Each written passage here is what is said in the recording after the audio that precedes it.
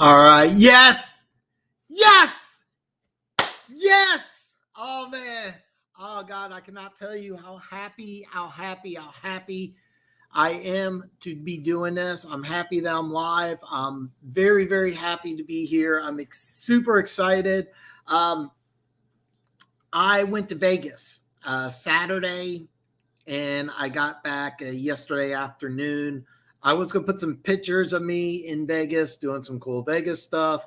I am over 34% sure I did not do hookers and cocaine when I was in Vegas, but you know the drill. What happens in Vegas stays in Vegas. However, there is an exception. I have bets that I put down while I was in Las Vegas. I'm going to share every single bet that I made here tonight. I didn't post any videos or release anything on social media. I was in Vegas. I had a buddy of mine, his friend, that when they went out to Vegas one year, they came back. His house was broken into. They even stole the meat out of his freezer.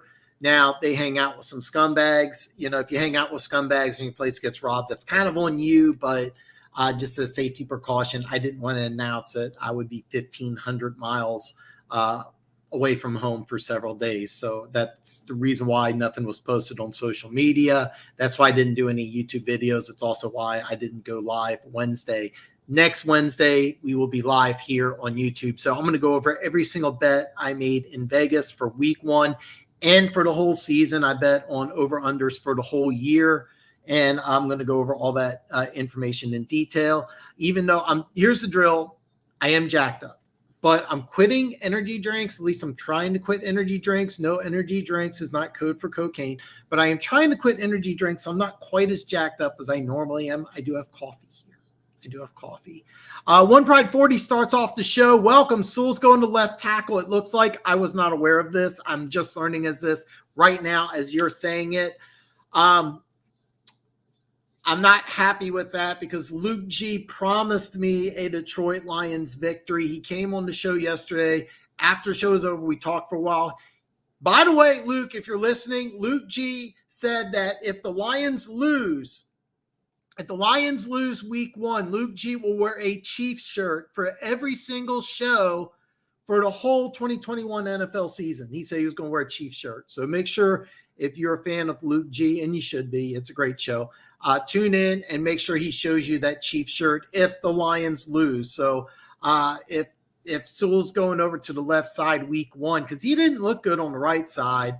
And also, you re-sign your left tackle to a big time deal not too long ago. So I'm not happy with this at all. I am not happy with this at all. So, okay, Decker is hurt, and that's why. Okay, all right. That's fair. That's fair. He's due to an injury. All right. By the way, this is a fact. Luke G promised that he would wear a Chiefs shirt. Texans starting cornerback Bradley Ruby was traded to the Saints for a 2022 third-round pick and a conditional 2023 pick. I knew he was traded. I didn't know the terms of the agreement. A little disappointing from a Texans standpoint. However, Bradley Ruby really doesn't fit the Lovie Smith type of defense. Now, it is cool because he can play inside and outside, but he's not really a good fit. So it's a good move long-term, but short-term, it may have some problems. Good move for the Saints. That they need some corner help, but I also think it's a good move for the Houston Texans. Gives me draft picks because, hey, look, if you decide that you're going to just gut the team, trade Deshaun Watson, why not get some draft picks? And that's a good move. I think it's a good move for both teams. Tyrod Taylor will be starting the season against Jacksonville. Yes, I had a great time. I was expecting to be back. Thursday morning. I was going to have the majority of my video already made, all the bets I made, but that did not happen. I didn't get back till Thursday afternoon. So I kind of was Vegas. Not exactly. One of my favorite movies, by the way, One Pride 40, one of my absolute favorite movies of all time. Great movie. And I not quite believe it or not, compared to what a Vegas trip should be, it was actually pretty tame, but I did make several $1,000s worth of bets. and I'm going to reveal every single bet.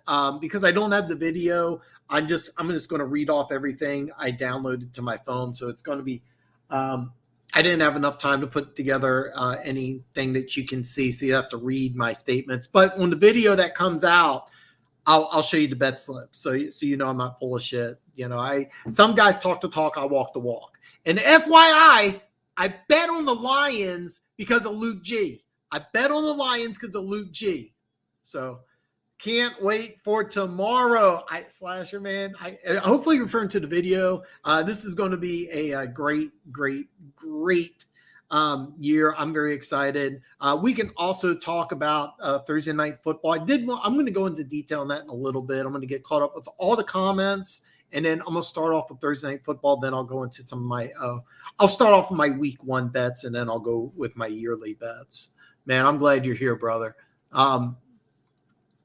Dude doesn't show his face without him wearing a t-shirt. You know, here's the deal. He's not only going to show his face, he's going to show the shirt. If the Lions lose, you get to see Luke G, and he's going to be wearing a Chiefs shirt. So yes, I was not aware of this. I was not aware of this. I actually, Jimmy says, Alex, I think Texans will actually beat the Jags. I'm going to put action on the spread. No, I really think that they could too. The Travis Etienne injury, it sounds like a minor injury because he was only a rookie. That was pivotal because he had speed, and that team really lacks speed. The one thing about Urban Meyer teams is that they always were they were really was based on a lot of speed, and that's the one thing that Jacksonville Jaguars do not have is speed. And the ETN injury is a really big one, to be perfectly honest. So, and that Tampa 2 defense, I think it's really perfect for a week 1. If I had to say pick a winner straight up, I would actually pick Houston, even though early on I thought the Jags may win this game big. But no, I'm kind of liking Houston. You have rookie head coaches. You have an experienced quarterback versus an inexperienced quarterback. Edge, believe it or not, I would put edge to the defense because the Tampa 2 defense is a lot easier to figure out than what the Jacksonville Jaguars are doing. They're going to run a complex 3-4 scheme. The defensive coordinator came from Baltimore. I can't think of his name, but they're running a Ravens type of scheme, which is very multifaceted, and they don't have a lot of veterans there. So I think early on that defense will struggle, but towards the end of the year, it may be a better unit. But the Tampa 2 defense, Lovie Smith's putting in, by NFL standards, it's the most simplistic defense you can run. And there's a lot of veterans on that defense. I think Houston Texans defense may surprise people and be pretty good. So I actually agree with you, Jimmy. Decker got like 60 million, but when if Sewell's on the left side, balls out, then he'll stay there. If he balls out, he'll stay there. But if I'm correct, he didn't really look good in preseason on the right side. So, but if he balls out on the left, he'll stay there. He'll stay there. I mean, I personally was not excited about him being a day 1 starter on the left side. So, but hey, you know what this means? If I lose this bet, Luke G's wearing a Chiefs shirt. So I'm very excited about that. Then you'll see if Decker can. Well, if you can play on the left side, you can play on the right. That's usually a general rule of thumb. Even though it's different, if you can play on the left side, you can play on the right. Multiple left tackles have moved over on the right side in their NFL career. Alexandro Villanueva, who's now the right tackle in Baltimore, was left side in Pittsburgh for a long time, and that's pretty. I'm pretty sure it's going to be a seamless transition. Texans beat Jacksonville 27-17. I like it, Alex. I like it. I actually think Sewell balls out on the left. He'll need to. He will need to.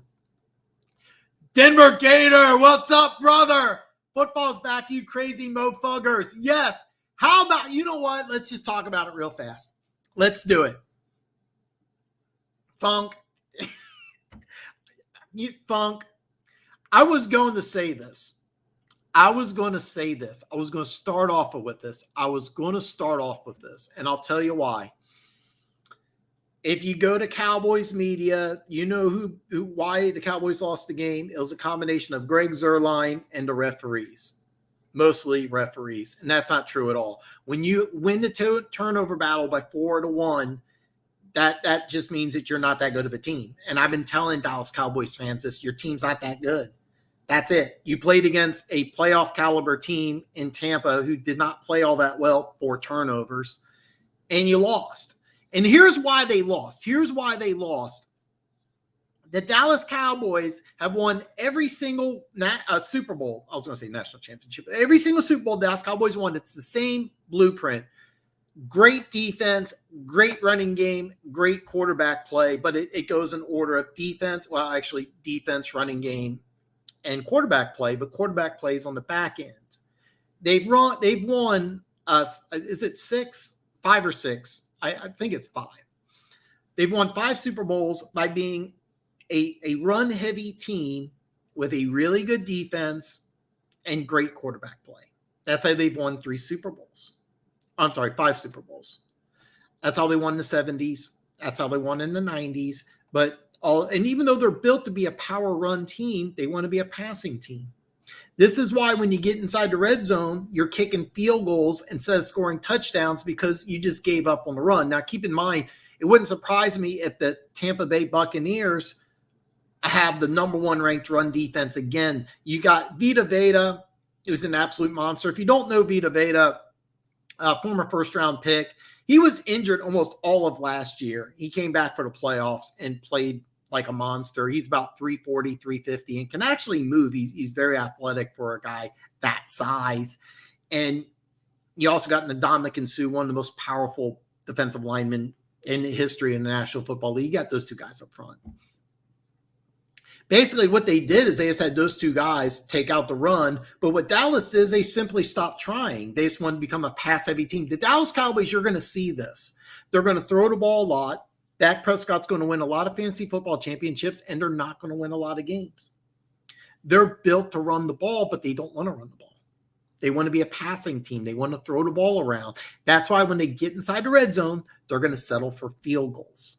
And because you don't have a good defense, you can't score 16, 17, or you may get lucky thanks to a couple turnovers, 26 points and win games. They had 2 turnovers inside the 25. I think one they got field goal, one they got a touchdown. I think. I'm not even 100% sure. But bottom line, when you get those 2 turnovers, you got to score touchdowns. When you get in the red zone, you got to score touchdowns. And Dallas is going to continuously kick field goals instead of score touchdowns. Tampa Bay, I thought, looked like a playoff caliber team that was rusty. I thought that they would win by double digits. They should have won by double digits. They look like they're, a 2-3 touchdown better than the Dallas Cowboys. But this is why the Dallas Cowboys are about an average football team. They have a bad defense. They have a great passing game. They should have a great running game, but they don't want to run the ball. And this is why I thought Mike McCarthy was a bad fit for the Dallas Cowboys, because the Dallas Cowboys have won every single Super Bowl based on the same blueprint, but they want to try and do something different. And this is why the Dallas Cowboys are going to finish around 500. They're going to blame the refs. They're going to blame the kicker. They're going to blame some other bullshit. But basically, when they win 8 or 9 games at the end of the year, which is what's going to happen, because I think they're going to finish 3rd in the NFC East. They're going to finish behind the Giants and the Redskins, Washington football team. That's what's going to happen. Tampa Bay didn't even play that good of a game. They really didn't play that good of a game. They had a couple careless turnovers that should have resulted in a pair of touchdowns. The interception at the end of the half, that's a gimme. That big deal. The interception in the end zone, great play. Jordan Lewis had 2 picks. And I love how he got aggressive and tried to run out. They said that he should have stayed in the end zone. Of bullshit. When you're a playmaker like that, make plays. Run the ball out. There's no difference between the 12 and the 20. There really isn't. So my rant is over. I'm going to get caught up on comments, and now I'm going to go over some of my bets here. I have to collect on a lot of bets. Hell is officially frozen over. Alex So you're upset? I am upset because I have action on the Lions week 1. That's why. Yes, Texans win against a bad O-line and college head coach. I could see that. I actually could see that. That's crazy. Luke says he doesn't show his face. He promised. Lucci said if the Lions lose, he's going to show his face and wear a Chiefs shirt. I always call out the worst team, the worst fan base in the great. No, they won't beat them. We can bet on that if you want to. My game, Slasher, What game here? All right. Cowboys need to go to, you know what? I would not be mad at the Oklahoma City Cowboys, but I'm pretty sure it won't happen. Need to collect in all those times when you ladies told me, oh yeah, I'll go out with you when hell freezes. I have a bet. I have a bet on the Lions. Hold on here. I'm sorry, man. I am sorry, man. I am really behind on comments and without the energy drink. Holy shit. Am I really this behind? Okay. I got lost on comments. I'm pretty sure I'm not on cocaine. All right. Let me see here. Okay. Here's where I'm at. Okay. Pride, we're upset. We're going into the game without Decker, and now the Lions are going to have to commit a tight end helping out with the pass rush. You can get the Lions at +9. Did you get them at? I got them at 7.5, Jimmy. I got them at 7.5, and I'm pissed because if I knew about this, I would have said bets off. I wouldn't have taken it. But of all the bets I made, that was my smallest bet. So yeah, I got 7.5. So I could see a touchdown. I really could. I could see a touchdown. This is not good for my bet though. And if I knew, of course, I would have waited. And the 9 doesn't surprise me at all with this injury. Does not surprise me at all. I got 7.5. You need to run the ball. Very possible 49ers are hyped up, in my opinion, not high on Garoppolo like everybody else. Slasher, if you follow this channel for a while, you know what? I'll get to it here in a little bit. I am very anti-49ers. I have no idea what the hype is around the 49ers. You have a 6-win team that lost its defensive coordinator. They lost one of their premium offensive assistants to take over the offensive coordinator position in New York. You have a quarterback that you're not happy with, or else you don't trade all those draft picks. You have a defense that lost some key free agents, including Richard Sherman, who's more important in the classroom, in the film room, than he is on the field. But you lost some players. The offense is, I mean, don't get me wrong, they have some playmakers, but people keep on hyping up this team like it's a great team. They're not a great team. They really aren't. I think they're going to finish dead last in the NFC West. I'm like most people, Slasher, I put my money where my mouth is. I'll do the video, but I'll go over the bet slips on today's show. And then the video will come out either tonight, more than likely tomorrow night, and I'll show you the actual bet slip. So, Slasher, if you think a rookie QB, terrible O-line, and head coach, which has only been in college and hasn't coached in a good while, can be us in Houston, I don't know what to tell you. I have to agree. Just have to handle their defense. They lost quite a bit, Slasher. They hardly ran the ball. Like I said, we can bet on it. All right. Dallas got coaching. Dallas got talent. Bingo. One Pride 40 nailed it. Dallas has got talent. Coaching is brutally. Dallas is built to be a power run team, and they want to throw the ball. And because of this, they're going to be about 500 team. I don't think they're going to make the playoffs. They just gave up on the run against Tampa Bay. And I think a lot of people that are going to play Tampa Bay are going to do that because their front line is really strong. But bottom line, you're not only going to beat Tampa Bay when you can become semi-balanced because they have too good of a pass rush. And Devin White, when you can use him as a blitzer, along with 2 really good outside edge rushers and a powerful push up the middle, you got to be able to run a little bit on Tampa Bay. Dallas just quit. So, yeah. Nothing wrong. You do not have to bet. Bragging rights will work. Dan, some guy put a $10 parlay on 14 college games. All were 60 plus on the over under, and he bet all of them to be under in one set. That is awesome. Funk, this is awesome. This is awesome, but I want to tell people this right now. I don't do parlays. You hear a story about this, but 99% of the time a parlay bet's like throwing money away. I do not promote that on this channel. Chris Clegg's in the house. What's up, bro? Chiefs Kingdom flag at McDonald's. Hope you got one. No, I try to avoid McDonald's like the plague. In order to look this good, no fast food can enter this body.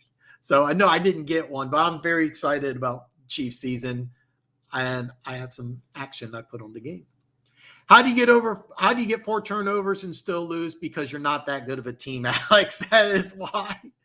I don't think how many people realize how big of a loss Salah is. 100% correct. One Pride 40. A Denver Gator, if Greg the Leg hits that first field goal, get 3. Miss Bucks are backed up to the end zone. Cows get turnover without a score, without missed field goal, no TD.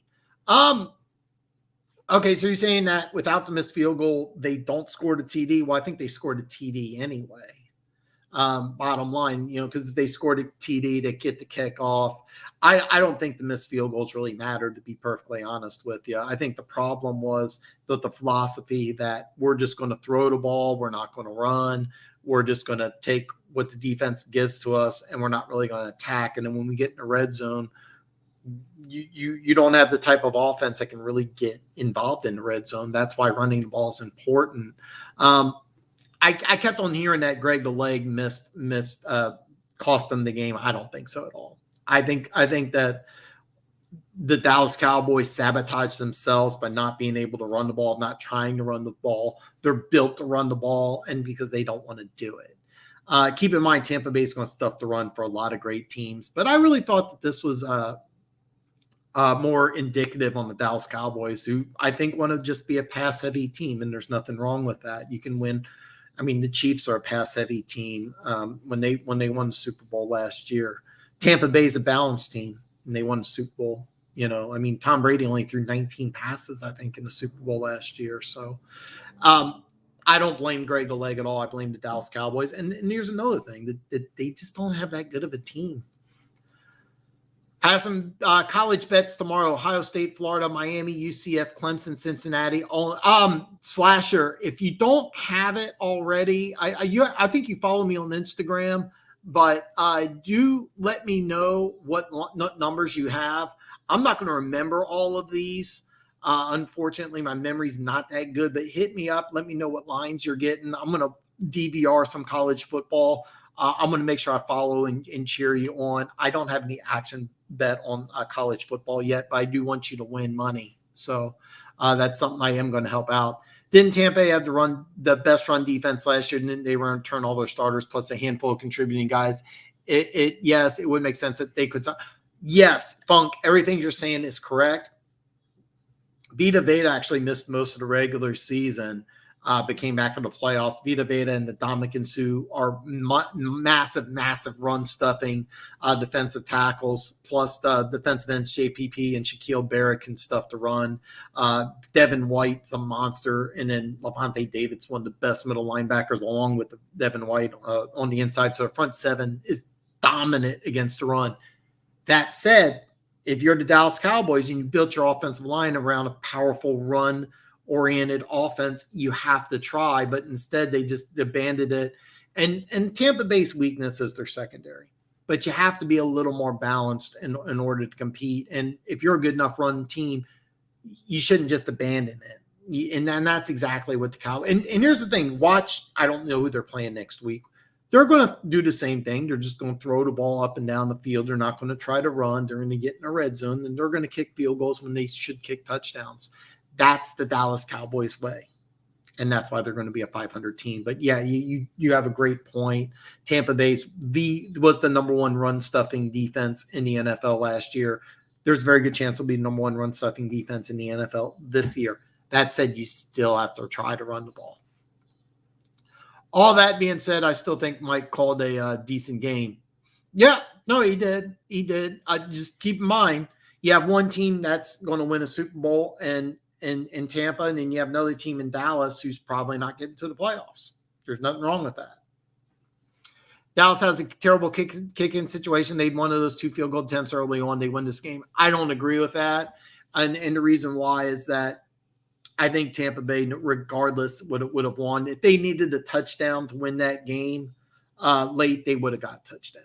I that's just what I think. I think that they did everything necessary to win the game. They knew that, hey, we get inside of 40, Suckup's going to make the field goal. That's good enough for us. But if they needed to score a touchdown in that last drive, I think they would have gotten a touchdown. That's just what I think. I agree 100%. University of Houston has been accepted into The Big 12, that's a big win for both sides. The Big 12, I thought was going to go away. For those of you who are a little older, you may remember the Southwest Conference, not the Southeast. The Southwest Conference was the dominant football conference in a long time when SMU acquired the death penalty that blew up. But Arkansas, Houston was in there. I think Rice, Texas was in there. So Houston going into the Big 12 is a win for both. Big win for both. You're right. And you're right last year about seeking out player props. So I made a good amount yesterday on Mari Cooper receptions. Good job, Jimmy. It's called Prop It Up on Wager Talk. It's every Friday. I watched the first part of it. It's on Friday. You're on Eastern Standard Time, if I'm right. I think it's 5. It comes on a couple hours before this show. If you're interested in prop bets, watch Prop It Up. Great show. A+ show. I started watching it last year. These guys are on the ball. The one thing I got to listen to, and it makes a lot of sense being that you're in Chicago, they recommended over 33.5 attempts by Andy Dalton. Great bet. I might actually take that myself. I cannot take credit for that. So, by the way, you know what? Antonio Brown played a fantastic game, and I have a man crush on Mike Evans. I think Mike Evans is the number one reason Johnny Manziel won the Heisman. The year he won the Heisman. And Mike Evans is so far having a Hall of Fame caliber career, but Antonio Brown looked like the number one receiver on that offense, not Mike Evans. Antonio Brown, great game. I think as the season goes on, Evans will be the wide receiver number 1. Antonio Brown, even though he'll be used all over the field in a slot, will be wide receiver number 2. Godwin, who signed a 1-year deal, will be phased out, maybe even traded midseason. So, Tim, what's up, man? I went by Seahawks Stadium, took a piss on the side of the stadium, apparently what all the homeless do. Tim, I think you're still up there in beautiful Seattle, Washington. He is having a great time in Seattle. It was kind of funny because both of us are on the West Coast, so it's kind of cool. Godwin got 23 points. That's good. But I think eventually what you're going to see is Evans 1, Antonio Brown 2, Godwin 3. And then correct me if I'm wrong, but I don't think OJ Howard even played in the game. And he's a guy who's going to be involved in that offense. I don't even think he played. I saw him suited up. I don't think I saw him even take a snap. So eventually he will be more involved in the offense. Tampa Bay looked really rusty, but they're still going to be the team to beat in the NFC, at least right now. Even though it's a so-called passing league, 100% correct. I wouldn't go that far. I believe that will go to the Cards. Okay. I agreed with everything you said about the Niners. I'll bet that sorry, I got a frog in my throat.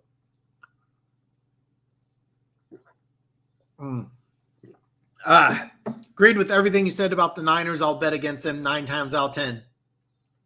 Well, guess who did bet on them?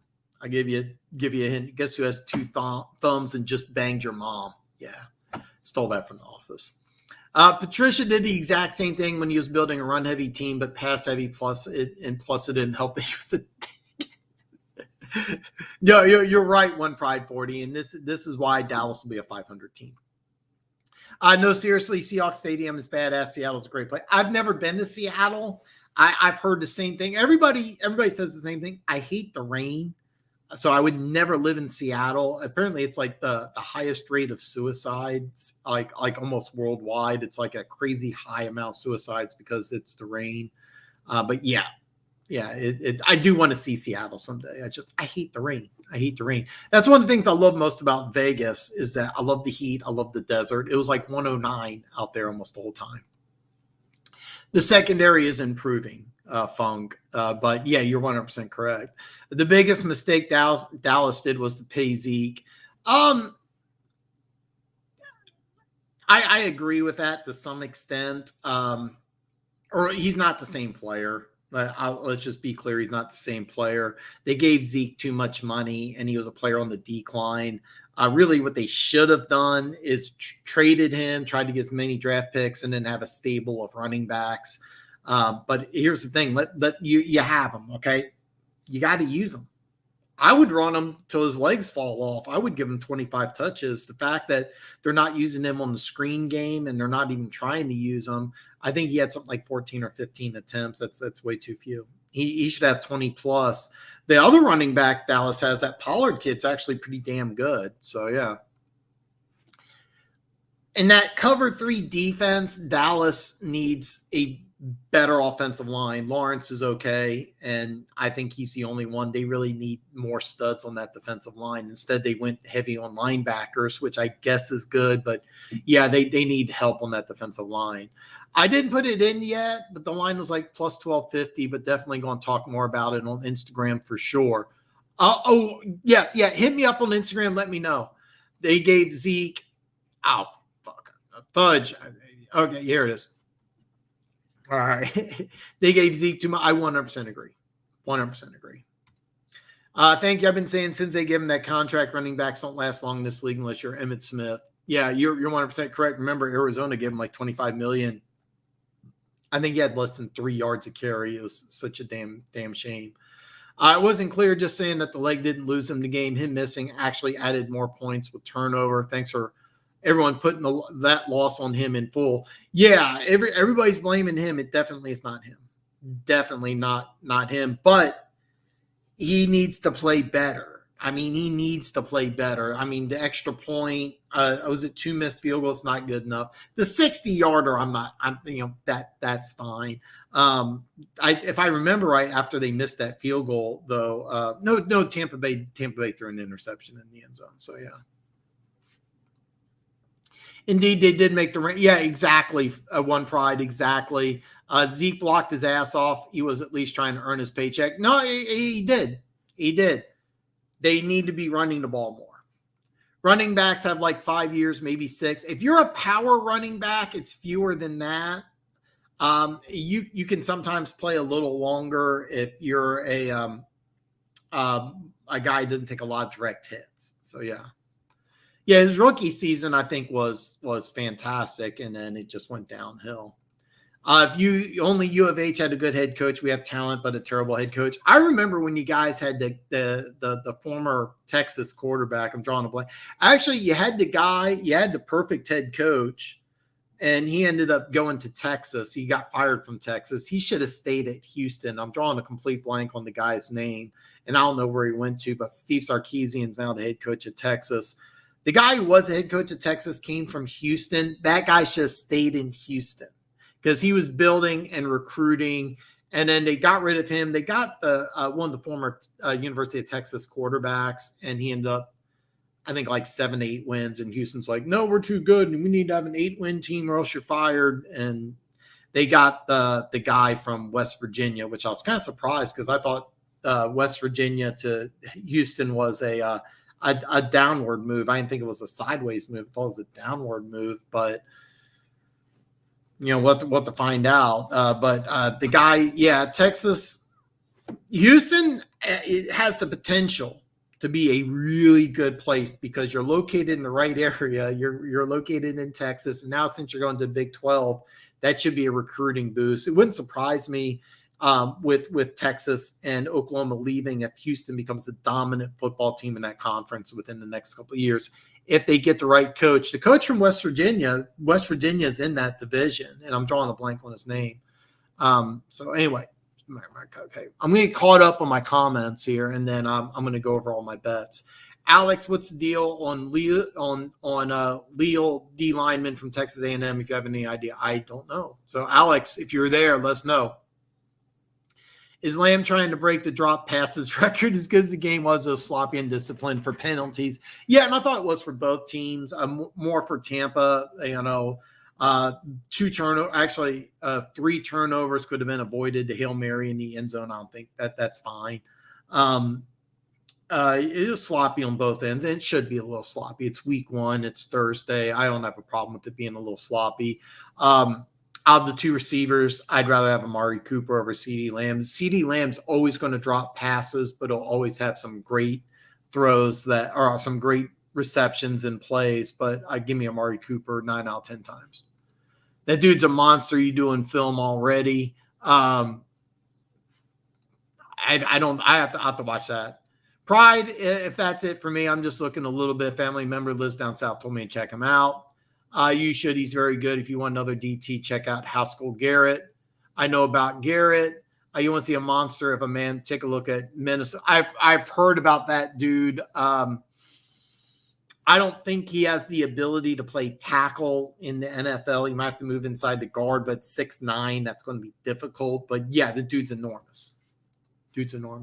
I tell people I'm excited for the season, and I'm asked why by fellow fans. We going to suck. I don't deny that's true, but I'm excited to see a start to rebuild. I'm excited for the rookies. You should be excited because I really think that if I'm Deshaun Watson, I play this year in Houston, but let's say you don't, you're going to get a ton of draft picks for him.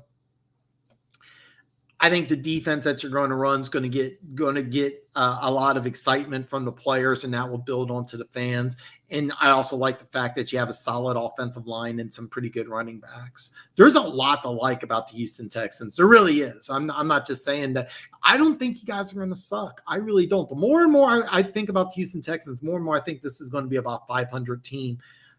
I'm excited about week 1. I'm excited about that game. So yeah, you the people that are saying you're going to suck, they'll be the same people that after you guys are like 3-2 or 2-2 to start the season, they'll be back on the bandwagon. So yeah. Seattle reigns drugs and retired military. Yeah, it's way up on the off yourself list. It is.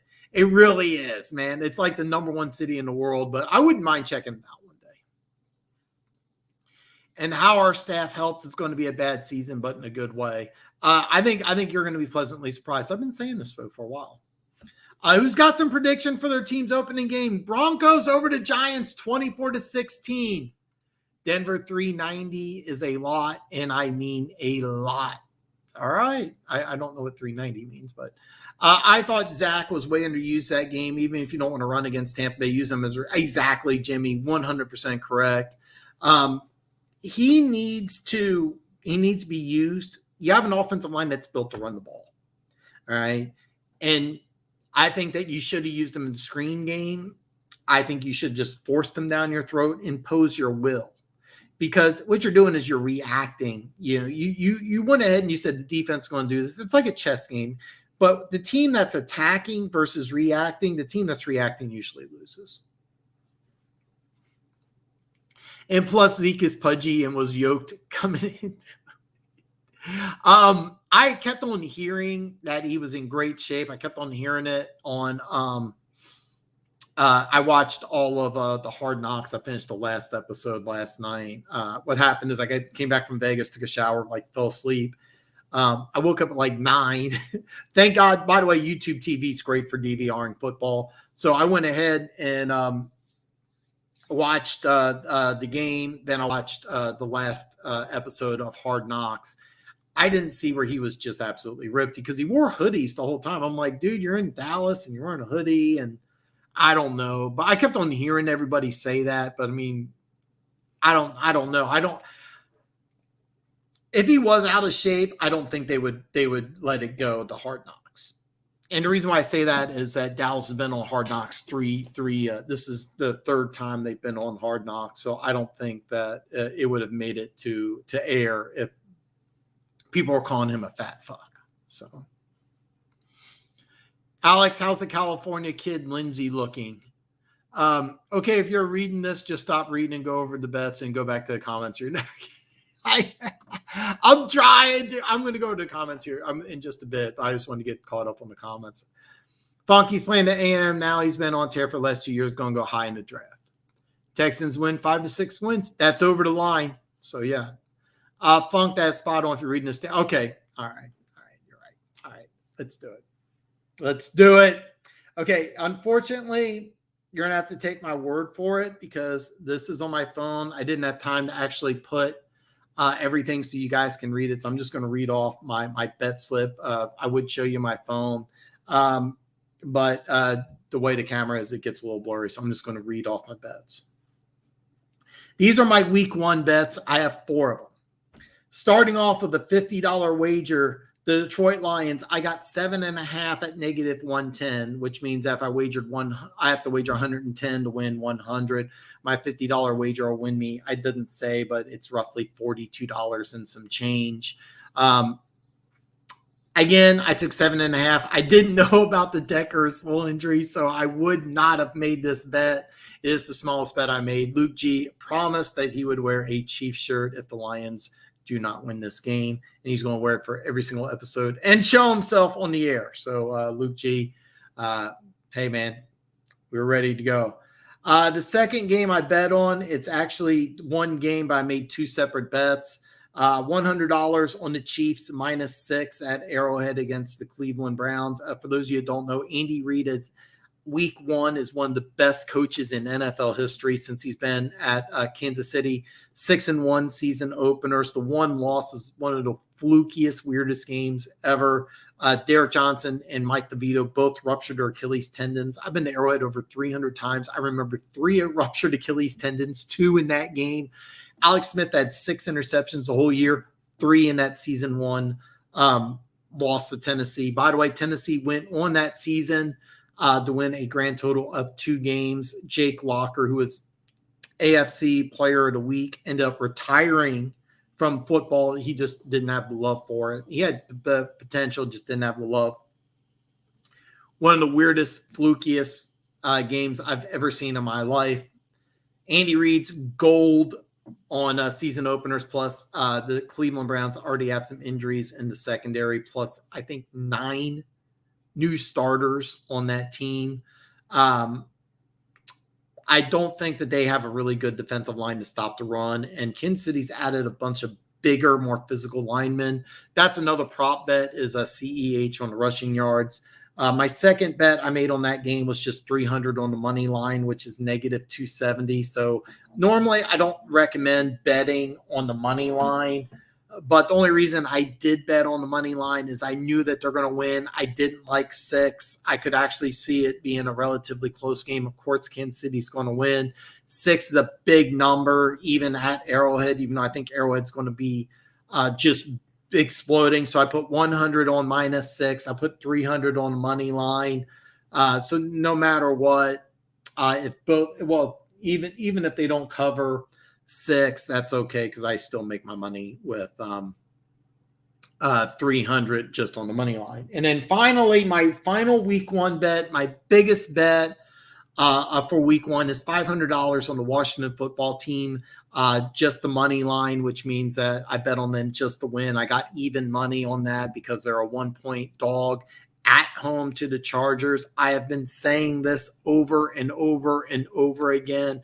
I'm telling you right now, the Chargers with a rookie head coach, a brand new offense, a brand new defense, going from the West Coast to Washington for a noon. Well, it would be 1 Eastern Standard Time. I feel really, really good about this game. I think Washington, with a veteran coaching staff against a rookie coaching staff, I just have them as a pick 'em. It's an even money bet. 500 wins me 500. I love this game. I've been promoting it for a while. I'm telling you right now, the Washington football team will win this game. I got 500 on it. So those are all my week 1 bets. Those are all my week 1 bets. I'm going to get a little bit of the comments, then I'm going to go over my yearly bets. And then I went ahead and got on there. I'm excited to see Barnes and the 2 young DTs on Sunday. I am too. Yes. Lions win 28-14. I hope so. Lindsay is on the roster. Texans will do a running back by committee type play wrong. Yes, I actually I really like that. I'm really excited because Ingram's a perfect tackle to tackle, 4-minute offense type of guy. Lindsay can explode. He's not a guy with like breakaway speed, but he's always going to get a big play. If you give him 15 touches in the game, he's going to have one play where he gets like 15, 20 yards. And then David Johnson, I think just kind of combination of needs to get some confidence back, regain some of the form he had. And I think it was 2016? Was it that long ago? But those 3 players together, I think, are really, really good. That's actually what the Dallas Cowboys should have done, is got 3 serviceable, decent running backs and then have all their wide receivers. So Bro, go much at his rookie highlights. Okay, I'm sorry, behind here. He did well in preseason as a player. I love him. Are the Ravens cursed? I almost bet on the Ravens. Le'Veon Bell is probably going to be the number one running back, and it wouldn't surprise me if he ends up with a big fantasy football year. Not like overly productive, like he may have 300 carries and like 1,100 yards, but I think he'll have a lot of. He'll end up being the number one guy. He'll have a lot of carries. He'll be successful.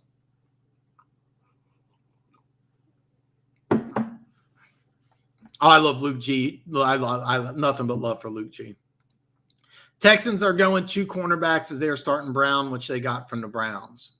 That's fine. That's fine. And I'll tell you why. In the Tampa 2 defense, you don't really need to have great corners. You want big physical guys. Lonnie Johnson's perfect. You want guys that can jam the line of scrimmage, and then you play 2 deep in your middle linebacker covers center field. That's the way Tampa 2 works. It's ABC defense by NFL standards. Corners are not a priority, and that's important because corners are a high-paying position. You got to give a lot of money to good quality man corners. Take a look at Miami, who's doing just the opposite. They're spending about $40 million a year on corners. Well, if you run the Tampa 2 defense, you don't have to spend nearly as much money, but you got to get 4 studs up front. And Ross Blacklock could be an absolute star. I love this kid, and he could have a great year. The Ravens might be, but they brought in some guys that might actually save them. You are correct about that, and I think Le'Veon Bell will have a good year. A safe bet to bet on Reed in the opener and coming up. You 100% correct, Denver Gator. Yeah. When the Chiefs play, I think it's the Raiders after a bye. Yeah, that's another game. Put good money on. Would be as effective as Dobbins and Edwards, though. Le'Veon Bell might be. He might be, but not as much as Dobbins and Edwards. No, I thought Dobbins was going to have a great year. I actually had him rated higher than CEH, and I actually would have bet that he would have had a better year, but he's hurt. But yeah. Mike, welcome, brother, man. I'm glad you're here, man. I'm going to guess that the game didn't go off, or maybe it was raining. So yeah, I got him. Yeah, take Washington as a pick. That's my number one bet. Where does Washington play? They play at it used to be called RFK Stadium. It's technically in Landover, Maryland. DC's technically its own area, but I remember when I lived in Baltimore, people basically considered DC as part of Maryland. So they play in a place called Landover, Maryland. So yeah, that's where they play. It's from what I'm told, it's a great stadium. So yeah, I think that they're going to be a good team. I don't think the Chargers are going to be a good team, but you have a first-time rookie head coach traveling across the country. You got a new offense, some problems with the offensive line, and Washington, if nothing else, has a great defensive line. So yeah. Alex says, I'm convinced Washington will win the division. I think it's Washington or New York. I actually got the Giants, but obviously I'm really hoping week 1 Washington comes through. That's my number one bet. So Mike is in the house. Better late than never. Washington football team versus absolutely. Number one bet. Went to high school game, 41. Damn. Okay. All right. Go watch Zeke. Yeah, he does. He does. Zeke looks different. He put on weight. He's gotten banged up. Yeah. Mike, I can't remember your Florida teams, FAU, FMSU, and the Hurricanes. We won't talk about that Alabama game. Nothing wrong with that, by the way. Blacklock's going to be starting inside, while Greenyard will come in and out for the outside coverage. Yeah, Blacklock could be there's seriously, Blacklock could be dominant in this defense. Because I remember they drafted him. I was like, when he's going to be really good, you move him inside on that nickel situation, because they really drafted him. He's like 6'5", 295, 300. You could get I hate to say this because it's not really a fair comparison, but his body type's a lot like Chris Jones. And that's like kind of where his ceiling could be. You could get a player like Chris Jones. So I think he could be that good. I really do. I think you could get a double-digit sack guy. In this Tampa 2 defense, the best part about Tampa 2 defense is that your defensive lineman, your goal is just boom. There's no thought. There's no in the Romeo Crennel defense, you have to analyze what the offense is doing, you mirror them, then you react. That's why it's such a complex defense. But in the Tampa 2 scheme, your goal is just to find a gap, bam. And it's simple. It's easy. And if you're a good athlete, you could be dominant. That's why I really like Blacklock in this defense. And in Greenyard, he'll have a good year too. The best thing about this defense is that if it's working good and you get a lead, there's nothing really you can do, because if that front four keeps beating you, there's nothing you can do because they just keep coming and coming and coming. So that's why I think that this defense could really, really be good for the Houston Texans. I actually wanted Dobbins coming in. We got Swift, so I'm going. I wanted Dobbins. Okay, I wanted Swift. I would have been happy with Dobbins. And then CEH was third place, but CEH may have a good year. So Washington will win, even though I got Herbert, pervert. I root for FAU, and Canes don't really like them too much.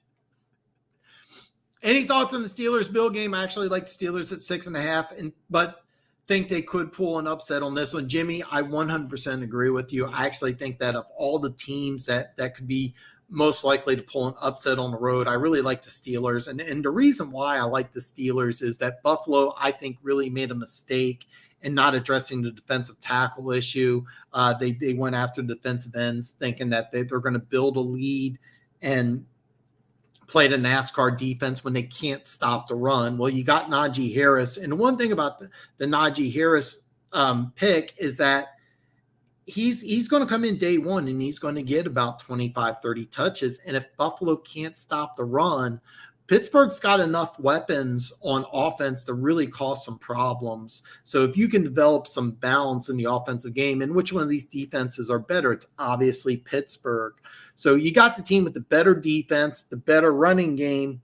Those are usually signs that I look at in an upset, and 6.5 is a big number. So I do like the Steelers to cover. I didn't put action on that game, but yeah, I actually like the Steelers, and I think that it would not surprise me at all if the Steelers win that game outright.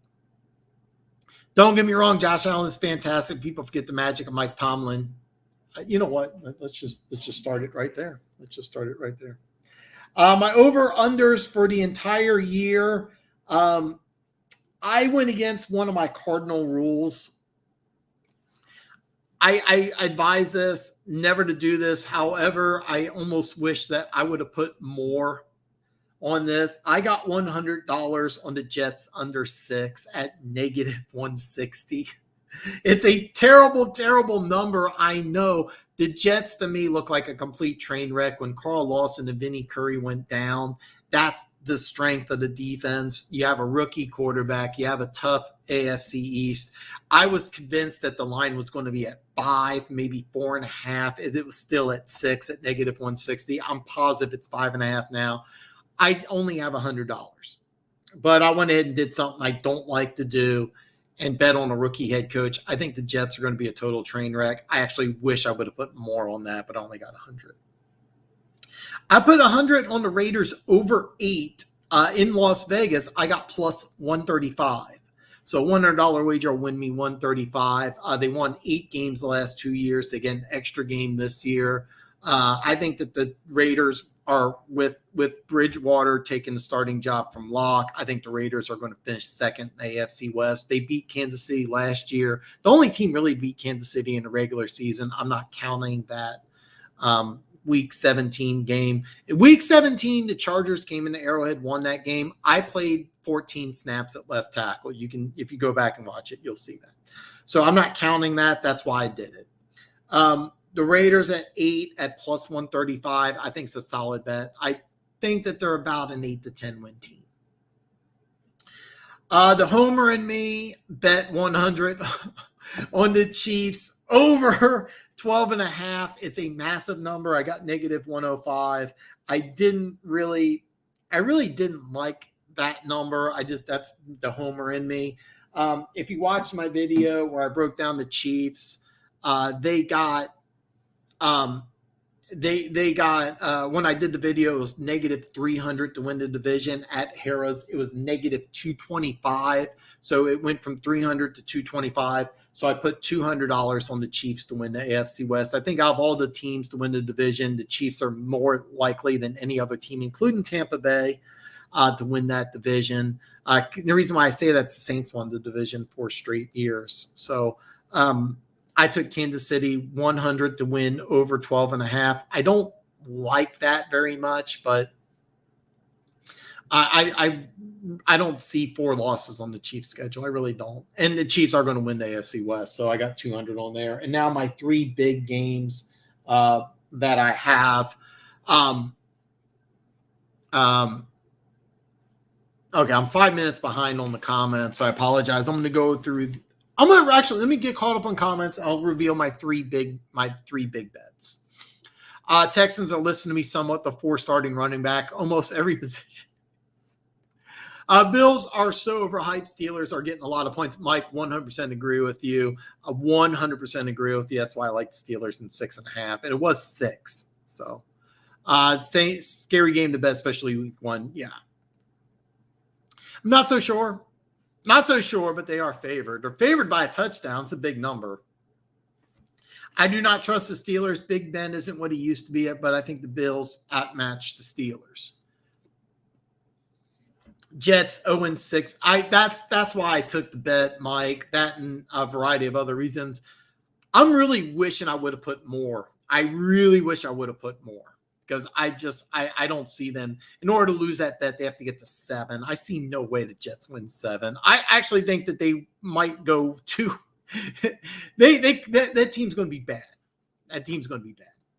I did get into a YouTube comment where my One Pride 40.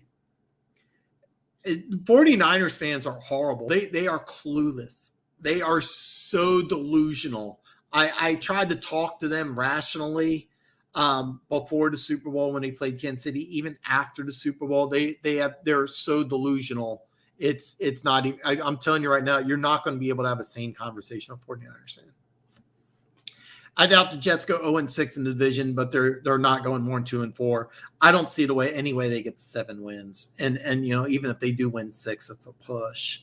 I really wish I would have put more on that one. Honestly, the Browns could trap. They could. 9 new starters on the defensive side. Arrowhead's going to be rocking. I think Kansas City has the better defense. They have the better quarterback. They have the home field advantage. But, yeah, I mean, sure, absolutely they could. And the reason why I say that they could is because Clowney could come in and play lights out. Myles Garrett is one of the best pass rushers in the National Football League, if not the best pass rusher in the National Football League. I mean, they could just blow up. Kansas City may get pass happy. Could be a lot of different things, but I really think Kansas City wins this game by a blowout amount. And I got 6, and I also got the money line. So, got to figure week 1 Steelers not being banged up with injuries will most likely start strong in September. Bills beat Broncos to face Green Bay in the Super Bowl. And he tried to say that. Jets and Lions together won't win 7. I can't disagree with that, Mike. I think you're with me that I should have put more on the Jets under 6. I keep on looking at this and I'm like, I keep thinking I should have done more. I really think I should have done more. Don't try to talk San Francisco people rationally about anything. Yeah, you're 100% correct. 100% correct. But the 2 young defensive tackles and Derek Barnes have been causing problems for people in the preseason, but then against preseason. The simple fact that they're able to make plays means a lot, and it's a good start. And you're building a good base. All right. Top 3 bets, each one $1,000. Number 1, over 8.5 wins for the Pittsburgh Steelers.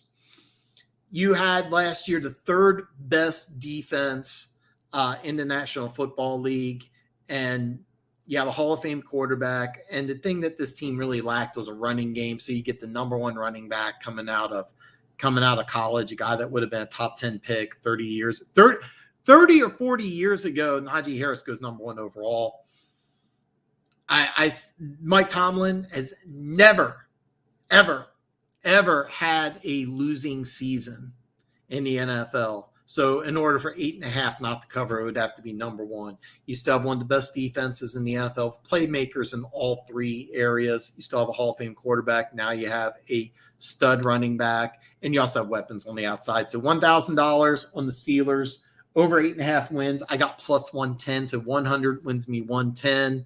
So basically, that bet, the 1,000 would me 1,100. So, Mike, I should have, Mike. When I was in Vegas, I really think I'm going to regret. I only did 100. I only did 100 because I have a rule. I don't bet on rookie head coaches, but that's just what it is. So I was out in Vegas. I should have done more.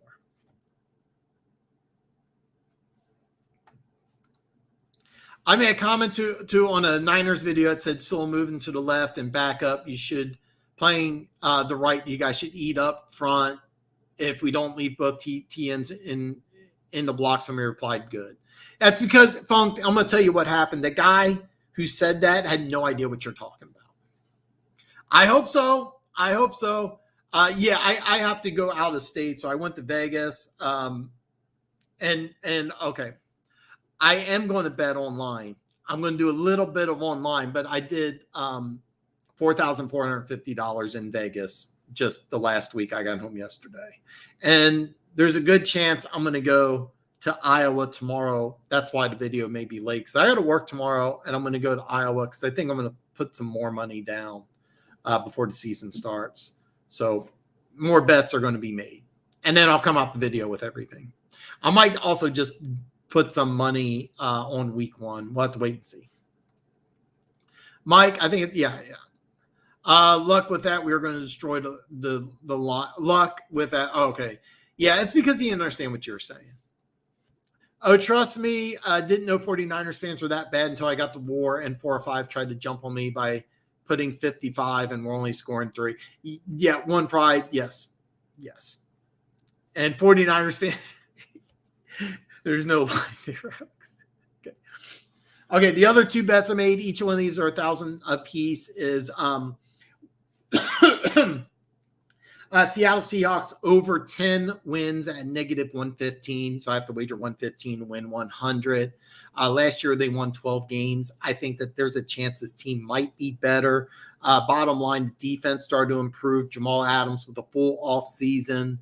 Russell Wilson, they got the running backs back. They had a ton of injuries last year, still won 12 games.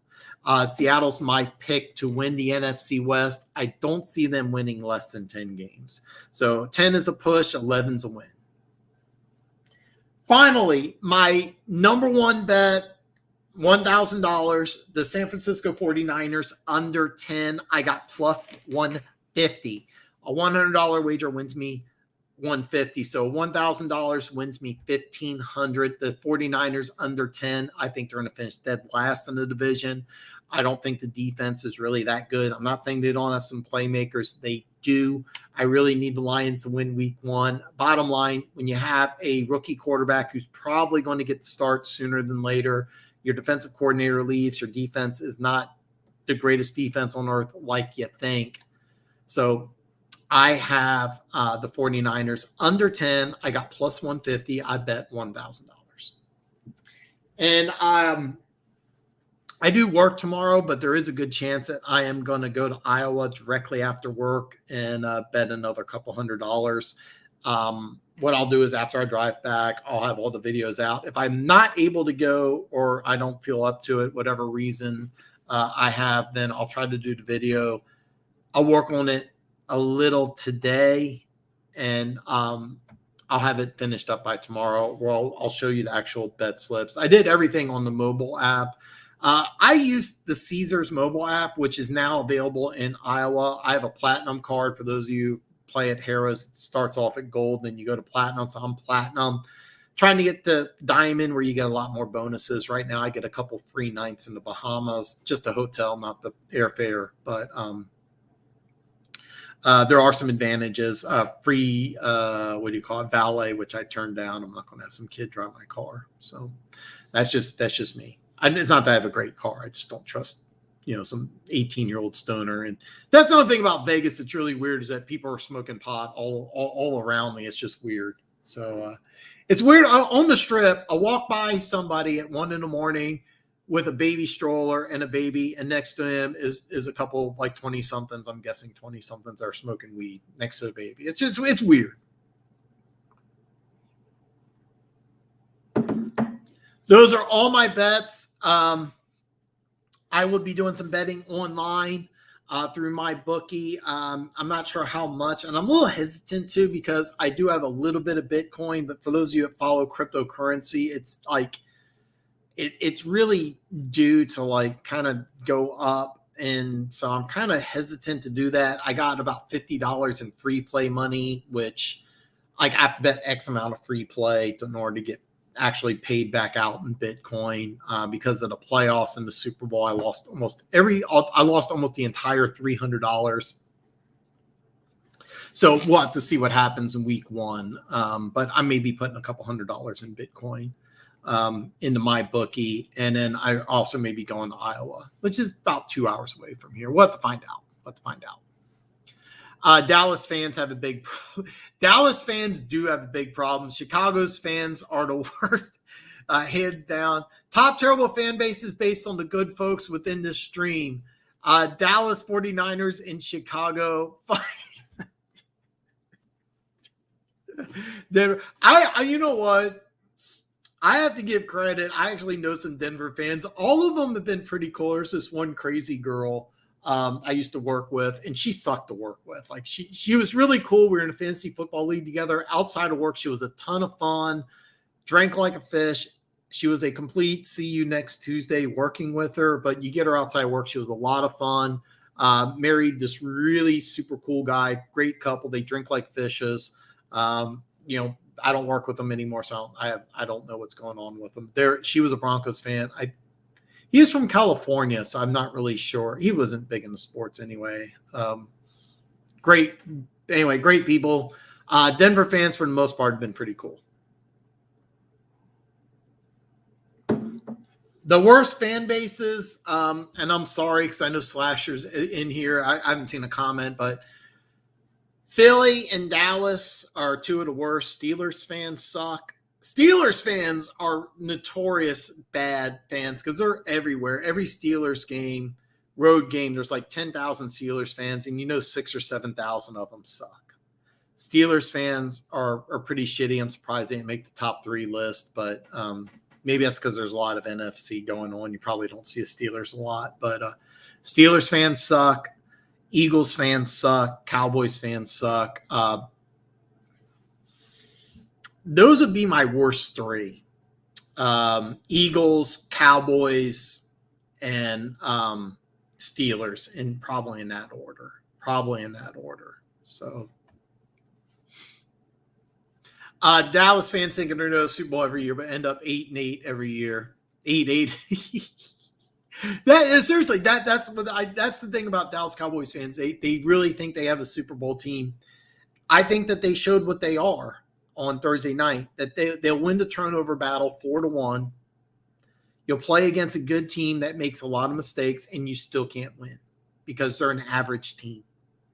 And they're built to run the ball, but they are going to be a passing team. And you watch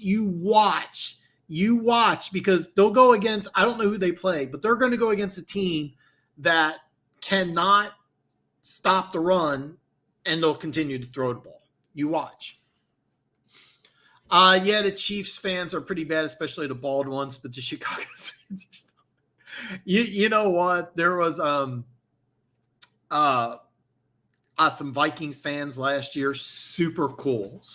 Vikings fans are very underrated. I'm sorry to say that to you, Lions. Vikings fans are really, really cool. They travel.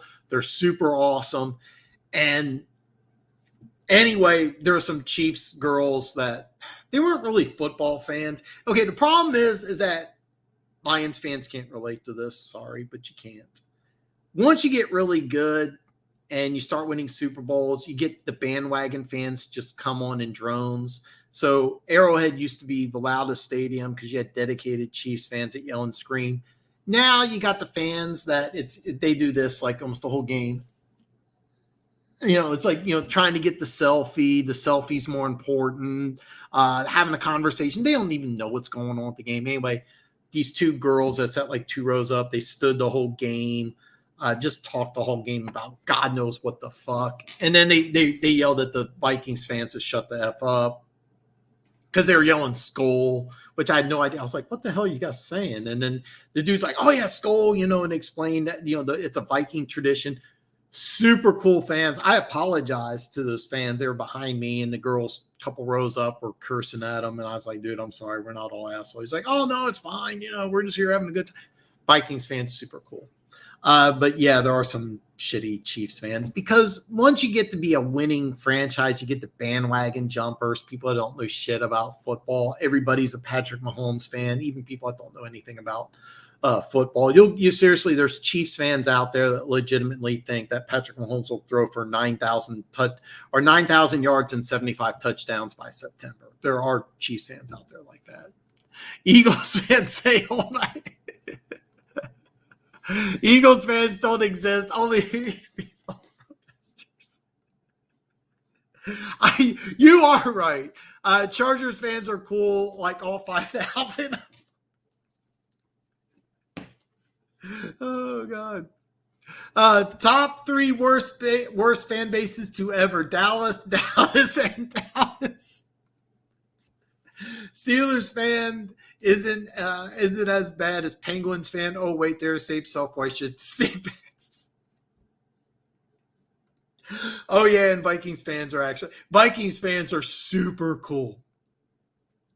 Oh, try U of M fans. I obviously don't deal with that out here, but yeah. I haven't met many bad Houston fans. No one mentioned Raiders or Pats fans. Pats fans are clueless about football. Like, Highlander, if you are here, I'd love to get your comment on that. The only Patriots fan, and he follows me on Instagram. I know he listens to some of the rebroadcasts, and when I come out with the videos, he'll be able to watch the videos. But yeah, and Raiders fan. Actually, you know what? To be honest with you, Raiders fans at Arrowhead have been. There's this one, and here's the thing: Kansas City, it gets cold in the wintertime, so it was like 20. And your upper deck, it's pretty chilly. So I'm wearing Carhartt gear, hat. No face mask or this is pre, beer bug. We'll call it beer bug. So she had a Raiders mask, jean shorts, and a t-shirt. And it was she's like 70 and just obnoxious as hell. But every 10 minutes had to leave to go smoke a cigarette. Like chain smoked like a pack and a half. Lasted 2 years. It was 3 years ago. She lasted, I think midway through the first quarter. Why she wore jean shorts when it was 20 degrees, I have no idea. Next year she came back. Same obnoxious fan. Chain smoked constantly. Came back. Because you have to leave, go out, come back, and. Yeah, it was crazy, but I think she lasted a little over halftime. Again, jean shorts. It was winter at Arrowhead, like 20 degrees, but I mean, it was just, yeah. But for the most part, I've actually kind of like Raiders fans. Packers fans are hit and miss. Packers fans at Arrowhead have been pretty cool. I remember in the 90s, I sat in front of a grandmother who wore the cheese head, and one of the corners got ejected and one of the linebackers got injured, and she knew who the backups were. And there's very few fan bases that actually know who the backups are. So I was kind of impressed with that. And then she was really nice. Keep in mind, she was a grandmother. I gave an Uber ride to some Packers fans that were, drinking. And then this is the Monday night game where Green Bay came to Arrowhead 2 years ago. Patrick Mahomes didn't play, and they were drunk, really nice, but they also were dead serious. They had top 5 defense. And I'm like, how drunk are you? Should I really take you to a bar? But they're dead serious. But like we had conversations. I was like, why'd you draft Rashawn Gary and play him at outside linebacker? They understood it. They're pretty cool. So U of M fans are the most delusional fans ever. I can see that. I don't have a lot of experience with it here in the Kansas City area, but yeah, I could definitely see that. Pats fans are filled with that's what's happening here in Kansas City. It's just full of bandwagon fans. I would have to say about 40%, and that might be low, is just pure bandwagon. It's so bandwagon right now in Chiefs. So yeah. I got told Tomlin is better than Hawk. I don't agree. I agree Hawk's better than Tomlin. I mean, 11 touchdowns, and Tanyan's underrated, but is he a great player? No. Pats fans have been very blessed. Extremely blessed, Mike. And here's the thing. I think we're going to have a good team this year. I think it's going to be a good team. So, I talk about fan base hadn't existed since Brady. And you are right. And in all fairness, the majority of Chiefs fans are Patrick Mahomes fans now. For some reason, even as a kid, I've hated Boston teams. Seriously, every team makes me want to eat a handful of peas. That's really funny, man. It's really... Mike is Red Wing fans are super spoiled for a while there. It got bad with people that didn't know hockey at all. I remember one guy talking about his favorite guy, Brian Branahan, and he was talking about Brandon Shanahan. I don't know who that is. But I do know this. We used to play, show my age here a little bit. In college, we used to play NHL with Yzerman and Fedorov. I don't even know what they play, but Detroit Red Wings are like unstoppable. So like we made a rule like nobody can beat Detroit in NHL and the Sega Genesis. Showing my age here. That's the only thing I know about hockey is that like if you played Detroit on Sega hockey, you're going to win no matter what. That's the only thing I know. It's got to be great to experience a 15, 20-year dynasty in any sport. That's the best thing about the Patriots dynasty is that it's not a team of the decade. It was a team of 2 decades. And even though I think the dynasty is over, I think that they could still be a really good team. And that front 7, I think, could just absolutely be dominant. And I've been a Chiefs season ticket holder since 89. And there was a spurt with Marty in the 90s, 93 to 97, which I thought we had the chance to win a Super Bowl. 96, we didn't even make the playoffs, but we did beat Green Bay, who won the Super Bowl. That was a great stretch. The Vermeil years they had some good moments, but it was like, you knew you weren't as good as the Colts and the Patriots, bottom line. And then now with Andy Reid, the last 3 years have been the best years ever being a Chiefs fan. I'm hoping that it's still going forward, but there's some chinks in armor. Let's be honest. I do think Chiefs are the best team in the AFC right now, today. But have to wait and see. But hopefully the trend is still going to continue on. I've really loved the last couple of years. So yeah, it was amazing watching the Wings just dominate forever after being so bad when I got into hockey. Bless tried to spoil rotten. Now, Denver fans are pretty based. Shanahan was an amazing power forward. Okay, wrong sport. Agree, Mike. It's great to have a dynasty in any major sport. Brings together a lot of different fans hating one team. Love the dynasties, in my opinion, are good for any sport. And I love that about the 20 years for New England. I mean, look how brought the Bills together and how happy the Bills were to finally win against New England, to finally win NFC East. I think it's great what Alabama's doing, and I think it's coming to an end soon. But look at what Georgia's trying to do. I mean, Georgia, by the way, I mean, I'm trying to talk too much college here, but I mean, Georgia's goal right now is just beat Alabama and try to get to the national championship. And the thing is, though, Georgia might be the second best team in college football. trying to dethrone Alabama is that dynasty. Tampa Bay, even though Brady's not going to play forever, it's really cool to see them have a great opportunity to go back to back and maybe even try for a three-peat. If they do get two, that's going to be fantastic.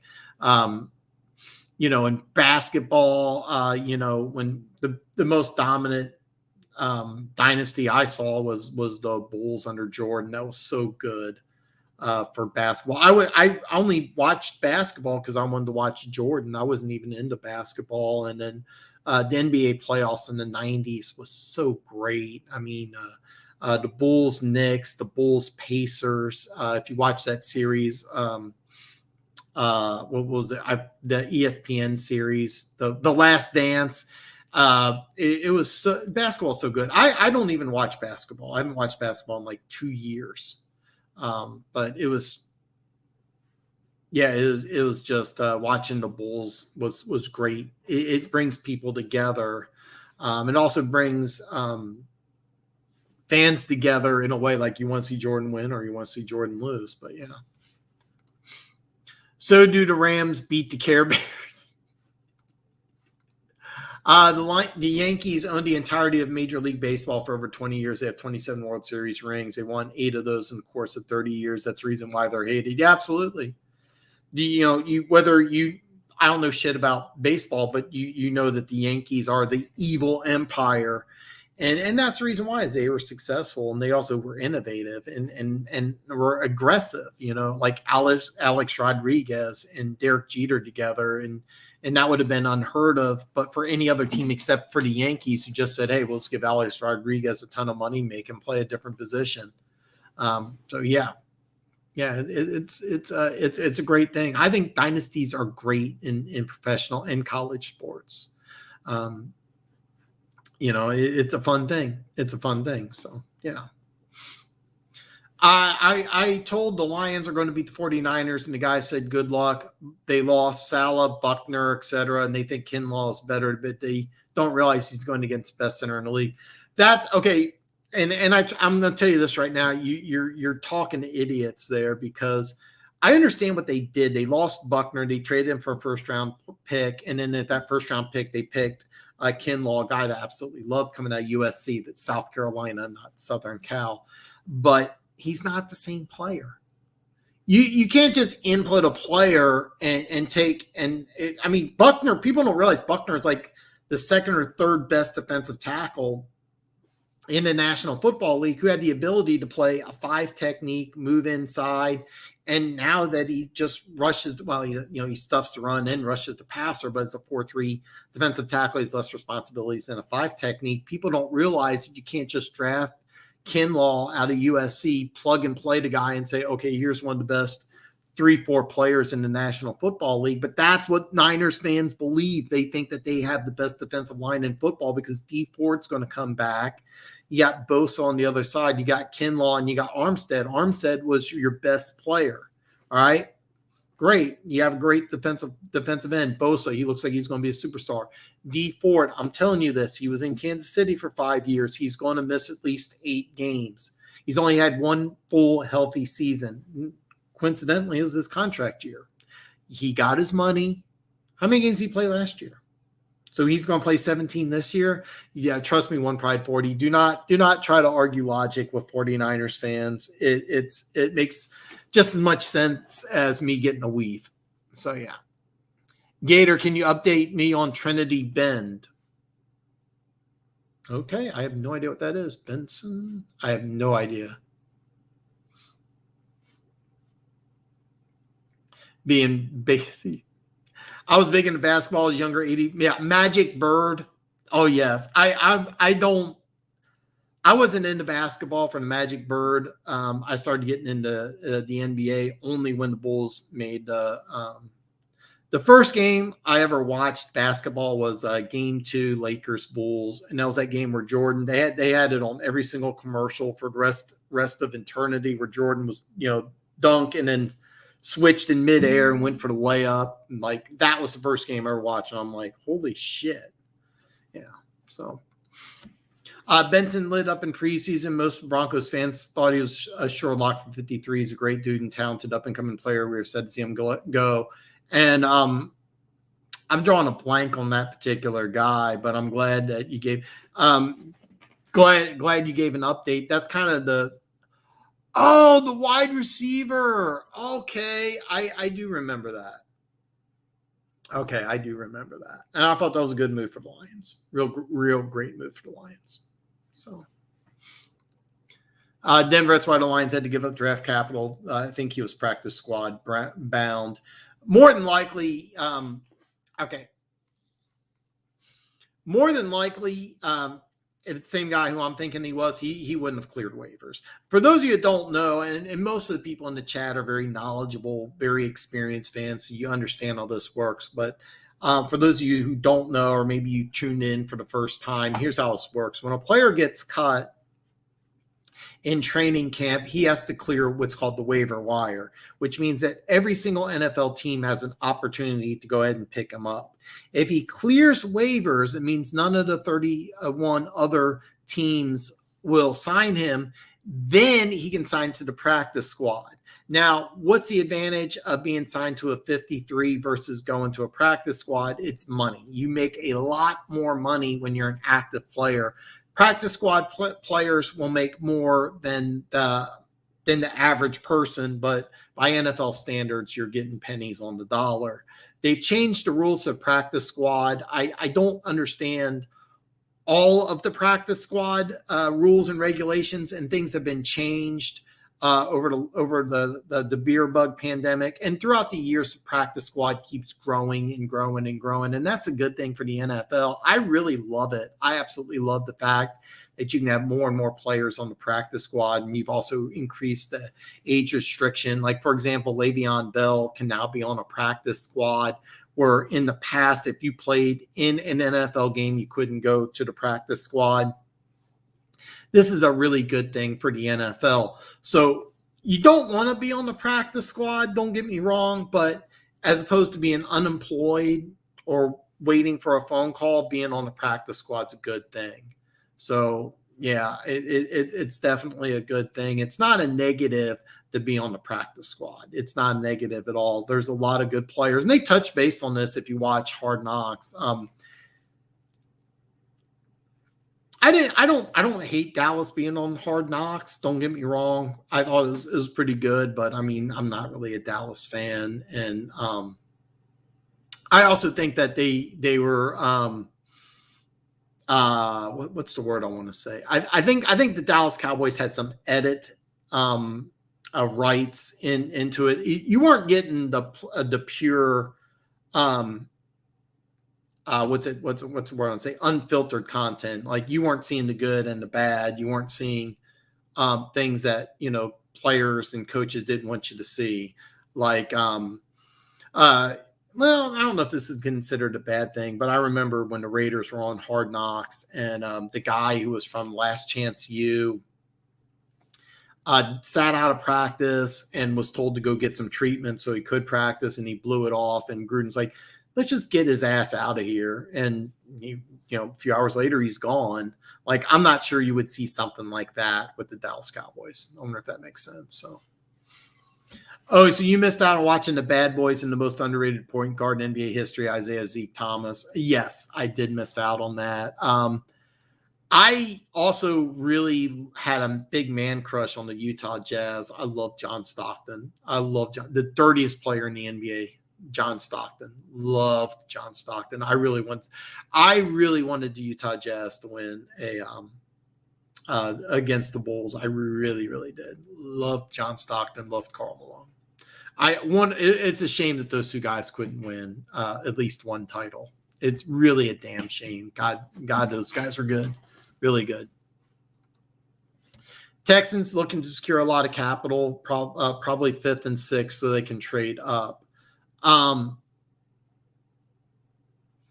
Okay, yes, they're wanting to trade a lot of capital. I'm not really sure what you mean. You're not talking 5th or 6th. You're talking 5th or 6th spot. But here's the thing with the Houston Texans, okay? If you don't trade Deshaun Watson, you're in really good shape because you can do so much with that draft pick. Let's just say you go 6-11. Okay. Let's just say you go 6-11. You're going to pick 6th, 7th. All right. If you have Deshaun Watson, you don't need a quarterback. You don't need a quarterback. So you can get extremely creative with that. But let's just say you're 6-11, and then you trade Deshaun Watson. All right. You can have so many draft picks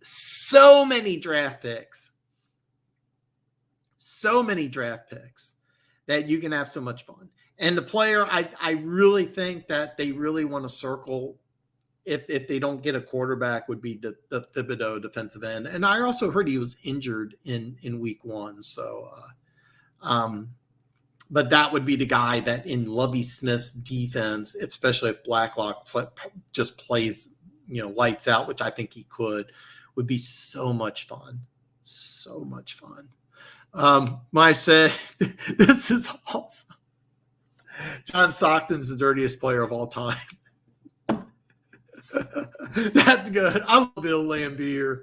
He said Lambert, but we all know he meant Lambier. I thought it was a mistake that the Niners traded Buckner. Okay, I do too. However, it was a salary cap issue. They had to keep Armstead or Buckner. Both contracts are up, and they went with Armstead instead of Buckner. You could switch it around. And here's the thing. I agree with you, but they decided that due to salary cap, they're going to get a first-round pick and replace him with Kinlaw and hope that Kinlaw can be about 80 to 85%, which, by the way, he hasn't been as of yet. So, yeah, what I would have done is I wouldn't have given the Garoppolo all that money. I would have given it to Buckner and Armstead because I got Bosa on that rookie contract, and I would have tried to get out of that D Ford contract and just get rid of him, just get a guy. And then, with Garoppolo, I would just, because I don't think he was worth the contract they gave him. This is a big reason why I think that John Lynch, the GM, may be fired along with Shanahan after the season. So, yeah, some great point there, one Pride 40, but it was a salary cap thing. No one understands a practice squad. I don't understand it. And by the way, now, until I get caught up with the comments, the NFL will change it. So, on the bottom of Tua's contract, it said sign here X, and he wrote Pisces. Yeah, I know. Cool. I was wondering what TH is based. What I have no idea what you mean, man. I'm sorry. I agree. Buckner is the second best defensive tackle in the league. I would say Cox, but he's why.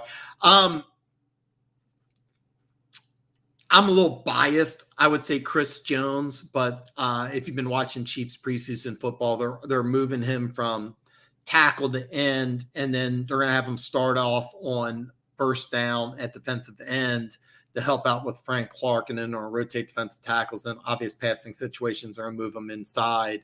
That was one thing I was kind of hoping the Chiefs would address, is trying to get another pass rusher in the draft, but they weren't able to do that. They got a center who's going to start day one, and they also got a linebacker who's going to play quite a bit. But I would say Chris Jones, but you could go with Buckner. Fletcher Cox at one time, yeah, you could put him in there. Armstead's also pretty damn good. Armstead or Buckner, you can. That was actually a kind of a cool thing that they were doing in San Francisco for a while, because they brought in Chip Kelly, and Chip Kelly coached Armstead and Buckner in Oregon, and they were going to use a multifaceted 3-4 scheme where they would have these guys play in all sorts of different positions, because they were designed to play 5 techniques. They're both 6'6", they're 300, they're versatile, they're athletic, and it was really kind of a brilliant idea of what he had on defense, but he wanted to run that same college hurry up offense, which you can't run in the NFL, but he thought he could. But what he was doing on defense was actually better and really brilliant. And Buckner and Armstead were going to be the catalyst. He was going to build that defense around those two guys. Of course, he lost his job. And then they switched back and forth from 3-4. But when they went to the wide 9 defense, Buckner and Armstead really just played balls out. And Buckner wisely said, hey, I want to get paid. Armstead said, hey, guess what? I'm going to get paid. And here's why. Armstead only had one good year because they didn't play great right away because they were using that Chip Kelly multifaceted 3-4 system, which is difficult to learn. And the defense also wasn't very good, but once that wide 9 simplified defense, they balled out with that one good year. And then they both asked for more money. Well, they said, we'll pay one, trade the other one for a first-round pick. So, yeah. I fully believe the Texans go for a Watson trade once this case is settled, multiple firsts and seconds, but I doubt any players, but they're asking for a stalwart. I think that it depends on the team. It depends on the team. I'm going to throw out a dark horse team that may actually end up trading for him next year, believe it or not. Let's say it's the Atlanta Falcons. And the reason why I say that is because Arthur Smith was the offensive coordinator in Tennessee. Well, in Ryan Tannehill, you have a mobile running quarterback. But a lot of what they were able to do in Tennessee was thanks to Ryan Tannehill and moving the pocket around. So you get an advanced mobile quarterback. He's not a running quarterback. He's a mobile quarterback in Sean Watson. So you may get a trade like that where you can go ahead and you may be able to get a player or two. You may even get you might. I kind of doubt it would happen, but you may get a player like Matt Ryan in the deal to take over for a year or two. I kind of doubt that would happen, but you may have a situation like that happening. I'm trying to think of another weird situation. What about the Minnesota Vikings? Let's say you get Kirk Cousins in return. And I forget which team David Culley came from, but let's just say Minnesota. Let's just throw Minnesota out there. You get Kirk Cousins, or better yet, let's say you get Kirk Cousins he goes somewhere else. Kellen Mond, the Texas A&M quarterback that Minnesota took in the 3rd round, Mond comes to Houston, gets an opportunity to start. I love Kellen Mond, so he gets a chance to start. And then, you get a player who's really not worth that much, but you get multiple first-round picks from a team like Minnesota. Not only that, you may be able to get a player or two. That's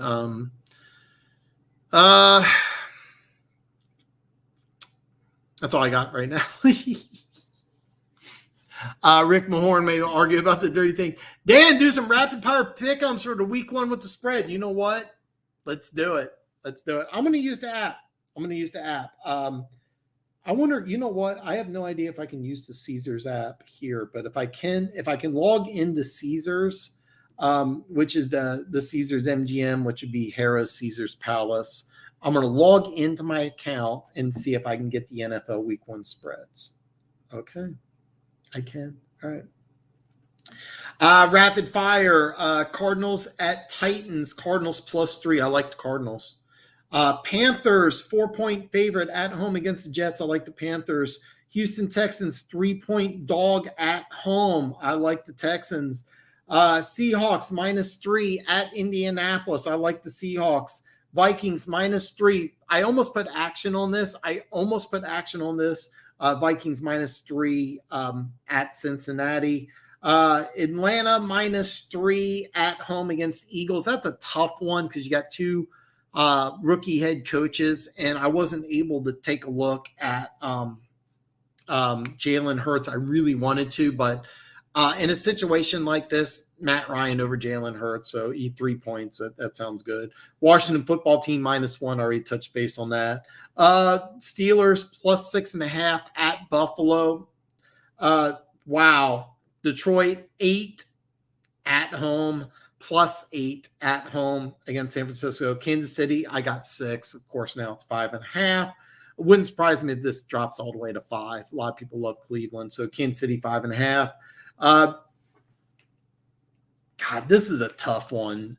Broncos at the Giants. I'm going to go Giants +3 on this one. That's a tough one. That's a really tough one. I would check the weather report, and if there's high winds, the over-under is 41.5. If there's high winds, I might just take the under on that one. God, this one, I don't even know what to do here. Dolphins, Patriots, Dolphins 3-point dog at New England. I could go both ways on this one. I can go both ways. Let's just say New England. New England's home. I don't know. Upset pick here: Saints plus 3.5 at home against Green Bay. I don't know. Saints I think are a lot better than people think. Bears plus 7.5 at the Rams. I see the Rams winning a close one. I think the Bears could make this into a pretty interesting game. Plus 7.5 is a big number. So kind of an upset pick. Even despite the injuries, I like the Ravens -4 at Vegas. And there's some advanced wagers. Isn't there some more games? I'm almost positive. And by the way, you can do advanced wagering on the app. You can go all the way for the Raiders. Isn't there more games? I thought there was a second Monday night game on. You know what? I'm sorry. I should know this. I thought there was 2 Monday night games. There's only one. You know what? Okay. I thought there was 2 Monday night games. I can't believe I just figured this out. Okay, that's dumb on my part.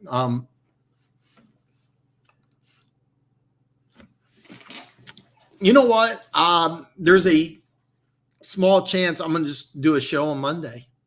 There's a small chance I'll do a 30-minute show on Monday. I was going to do it after week 1, but yeah.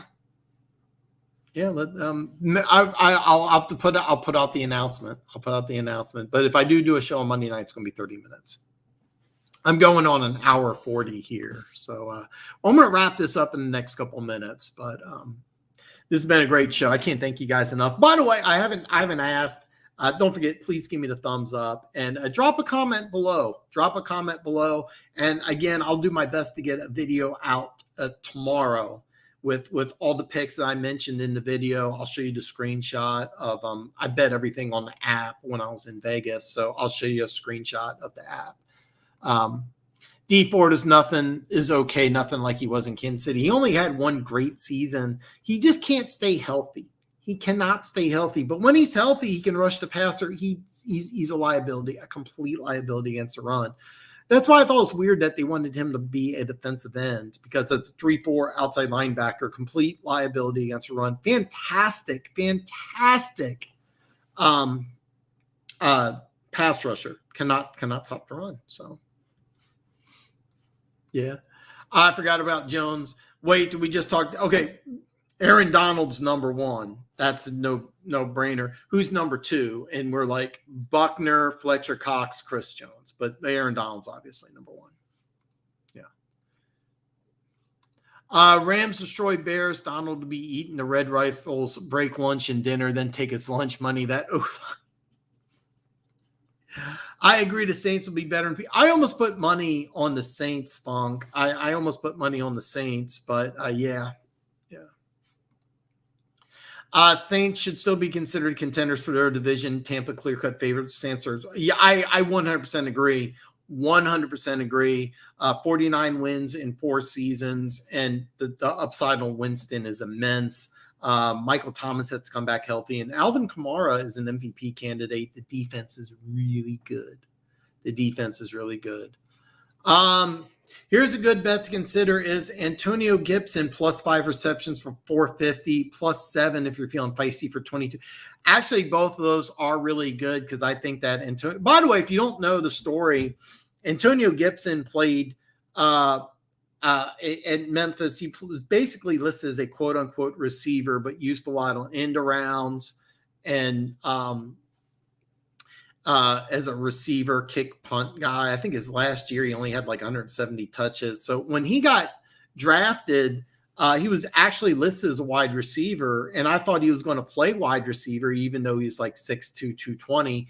And the Washington football team said, no, we're going to make him a running back. And he kind of struggled with the adaptation. And he said the number one thing is that in college because he only got to touch like 10 to 15 times a game. Every play he tried to make something big. So he kept on doing that in the NFL. And then when he realized, hey, sometimes a great play in the NFL is a 4-yard rush, that's when his game really went above and beyond. But absolutely, these are actually excellent bets. +7 I wouldn't touch, but +5 for 450, absolutely, because I actually think he could have 5 to 6 touches. But yeah, I see that.